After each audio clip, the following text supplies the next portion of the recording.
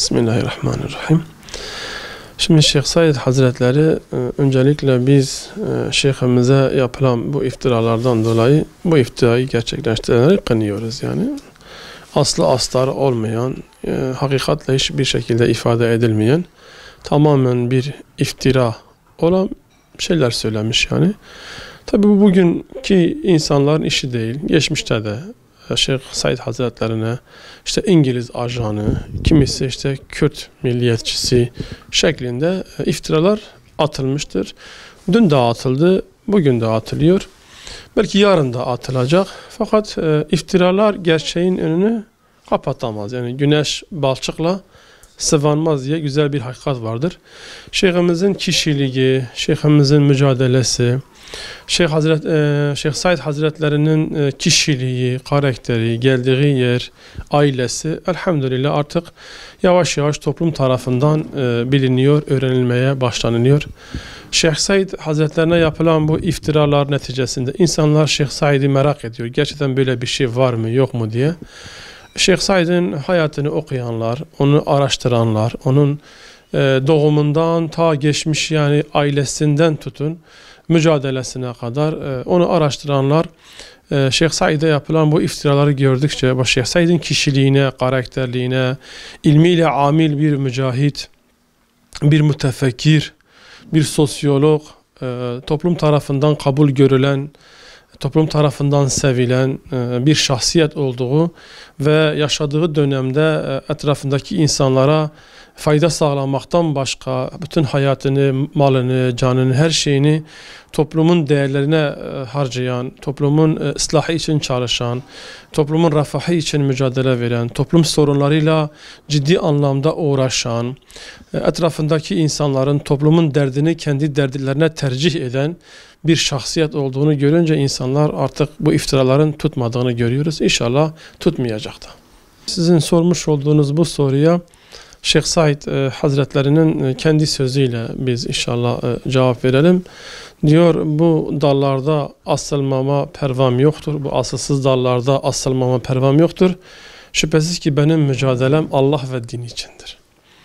Yani Şeyh Said Hazretlerinin kıyamı tamamen Allah ve din içindi. Neden diyeceksiniz? Şeyh Said Hazretleri ve kendisine bağlı olan müritler, akrabaları, onu benimsemiş, onun öncülüğünü kabul etmiş insanlar Kurtuluş Savaşı'nda İngilizlere karşı, Fransızlara karşı, Yunanlara karşı, bunların işgaline karşı mücadele vermiş ve bu mücadelede binlerce dostunu, yakınını şehit vermiş büyük bir şahsiyettir Şeyh Said Hazretleri. Bugün Şeyh Said Hazretleri'nin bu emperyalist güçlere karşı kıyamı, bu mücadeleye, bu kurtuluş mücadelesine katılmasının nedeni neyse ki bu neden bellidir. Düşman işgalinden kurtarmak, İslam'ın şiarlarını muhafaza etmek, Kur'an-ı Azimüşşan'ı muhafaza etmek, Müslümanlar inancını, değerlerini, örflerini muhafaza etmekti. Bu amaçla bu kıyama kalktılar. O emperyalist güçlerin o kokuşmuş kanunlarının, medeniyet dedikleri şeyin bu topraklarda yerin olmadığını onlara göstermek için bu kıyama kalktılar, bu mücadeleyi verdiler.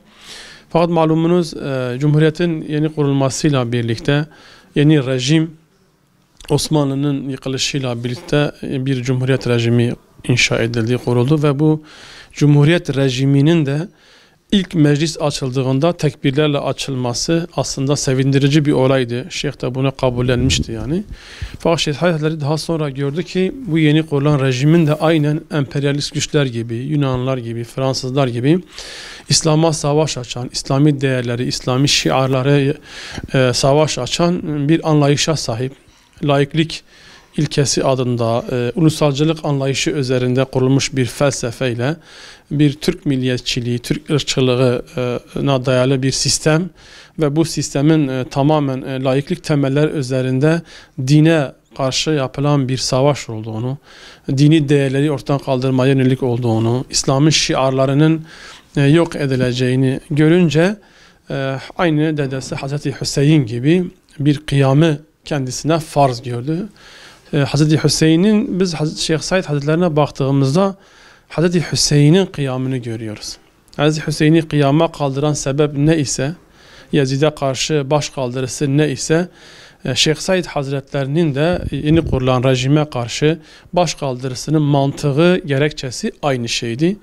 Bugün Yazid gibi bir idarecinin İslam'a, Müslümanlara halife olamayacağını ve oluşturacağı tahribatı gören Hazreti Hüseyin Kerbela'da biliyorsunuz büyük bir kıyama kalkmış ve nihayetinde bu orada canını vermiş ve şu tarihi sözü söylemiştir.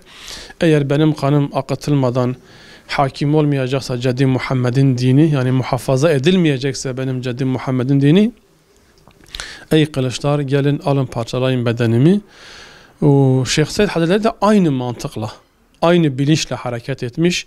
Bu yeni kurulan rejimin İslam'ın tüm değerlerini yok edeceğini, Batı'nın o kokuşmuş medeniyetini, kültürlerini buraya taşıyacağını gördüğünden dolayı, çünkü çok ferasatlı bir insandı, alimdi, zahitti, mücahitti, ferasatlı bir insandı, toplumu okuyabiliyordu, öngörüsü çok yüksek bir insandı ve bu yeni rejimin oraya doğru gittiğini gördüğünden dolayı bir alim olarak, bir mücahit olarak, bir peygamber varisi olarak canı pahasına da olsa bu kıyama kalkması gerektiğine karar verdi ve etrafındaki kendisi gibi düşünen alimleri de yeni rejimin, aslında şeyhin kıyamının önceliği buydu.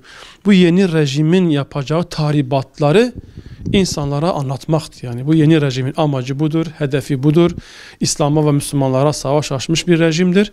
Bu şekilde aslında insanlara irşad etmek, tebliğ etmek vazifesiyle yola çıktı, fakat istenmeden gelişen olaylar bir kıyama dönüştü ve bu kıyamın neticesinde Şeyh Hazretleri kendisine biat eden, kendisine inanan dostlarıyla birlikte Allah için, din için, İslam için, Kur'an için, şeriat-ı Muhammediye için kıyam etmiştir ve bu kıyamın neticesinde de şehadet şerbetini içmiştir yani.